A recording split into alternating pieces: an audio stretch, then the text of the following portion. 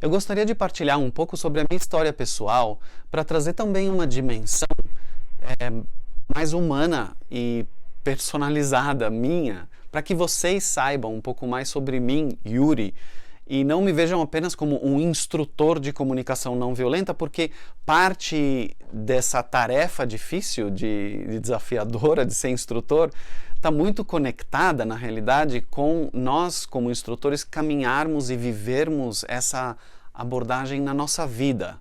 E a partir desse lugar de experiência, trazer e partilhar isso com outras pessoas. Então, eu quero contar para vocês que a minha jornada, ela talvez comece com a minha memória mais antiga. A memória mais antiga que eu tenho registro, e eu lembro de estar num ambiente escuro, fechado, com muitas pessoas, sentindo tensão no ambiente e medo. E essa memória não é uma memória racional, é uma imagem que eu carrego comigo, é uma sensação no corpo que eu me lembro. E esse local era um abrigo antiaéreo em Israel. Eu nasci e cresci em Israel. E era num dos conflitos armados que estavam acontecendo na época, na região. E isso fez parte da minha socialização e criou o meu entendimento do mundo. Ao longo da minha socialização, escolarização, interação com aquela sociedade, eu fui recebendo uma narrativa que foi me explicando, costurando esses eventos com uma certa narrativa que dizia o seguinte, que nós estávamos num perigo terrível e precisávamos nos defender de um outro, que eram os palestinos, e depois eu volto nesse ponto, eram um outro que queria nos eliminar. E isso criou em mim uma percepção do mundo de muito medo, de uma necessidade de me defender, de nos defendermos coletivamente e de ter alguém que não é alcançável através do diálogo e não é compreensível, não é possível compreender as motivações desse outro que quer de alguma forma me eliminar do mundo. Mais tarde, eu fui exposto a alguns materiais e vídeos e textos que geraram uma curiosidade muito grande em mim e eu decidi ingressar numa pesquisa acadêmica sobre o histórico político daquela região. E me foi revelado uma outra dimensão que eu não tinha acesso nas narrativas que eu recebia dentro da minha sociedade. Eu comecei a aprender sobre os palestinos e sobre o que foi necessário fazer para criar o Estado de Israel, que foi a expulsão dos palestinos das suas terras ancestrais. Uma espécie de limpeza étnica que criou muito sofrimento e muita dor nos palestinos. E eu comecei a compreender o que era a injustiça que eles tinham vivido. E até hoje essa injustiça não foi sanada. Então eu consegui entender como ao longo da história essa voz deles nunca foi realmente escutada.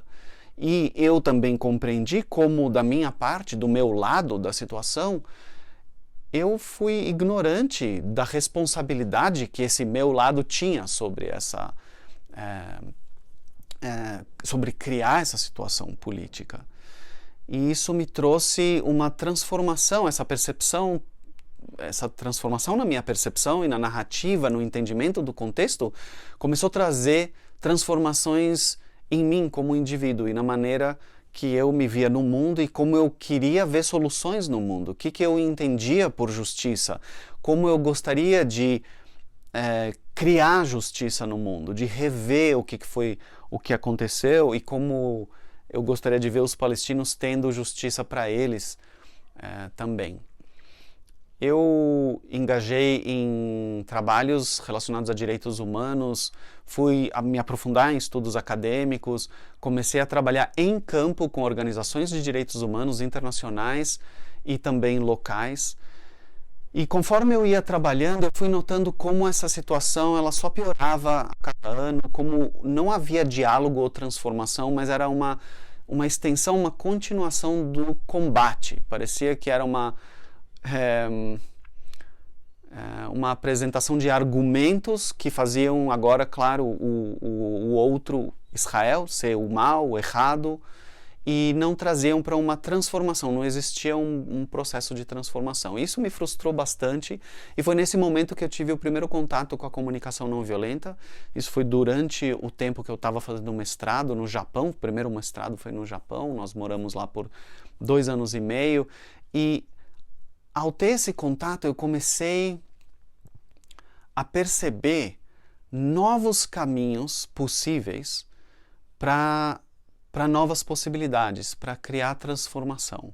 Eu não vi nenhuma solução concreta, mas como eu vinha com muita desesperança dessa experiência de trabalho com direitos humanos, que é muito comum nesse campo, eu percebi quanto eu estava com a minha energia esgotada, a minha criatividade esgotada e realmente não conseguia ter mais esperança para uma transformação.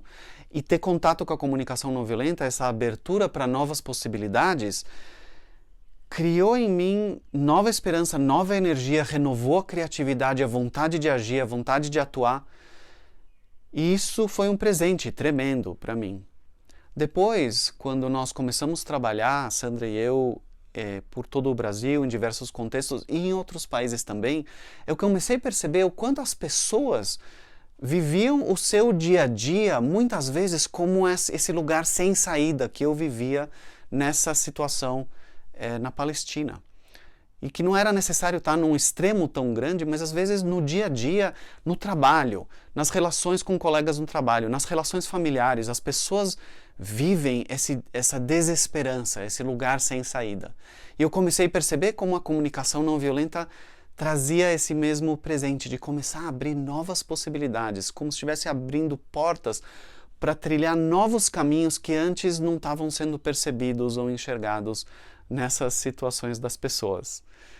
Então, esse talvez é um dos pontos onde a comunicação não violenta tem maior valor para mim e onde eu tenho tido, é um dos pontos, e onde eu tenho tido um prazer enorme de partilhar com outras pessoas e ver como chega dessa forma também em outras pessoas e acaba sendo um presente para elas também.